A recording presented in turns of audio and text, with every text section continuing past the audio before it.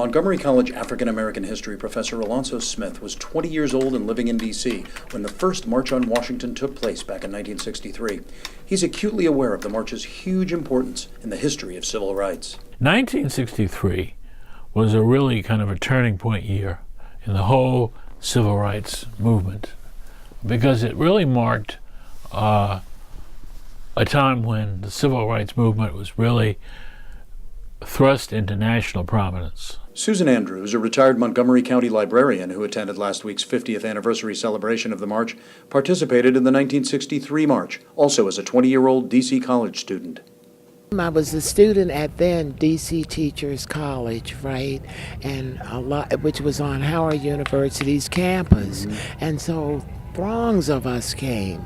We just came because Dr. King was going to be here and all of that, and it was awesome. Professor Smith also attended some of last week's anniversary ceremonies and noticed a much wider cross-section of issues represented than just the civil rights focus of 1963. There were groups of people who were talking about health care. That was another big thing. Health care as a basic right. There were people who were talking about same-sex marriage. There were people who were very much concerned with the war in the Middle East.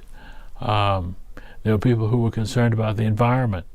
So there was a wider range of different kinds of issues, but they were all centered around a broader participatory society. Both Susan Andrews and Professor Smith acknowledge that even though there is still work to be done, things have come a long way since the 1963 march. But for Professor Smith, it's most important to recognize how activism has played such an important role in the progress.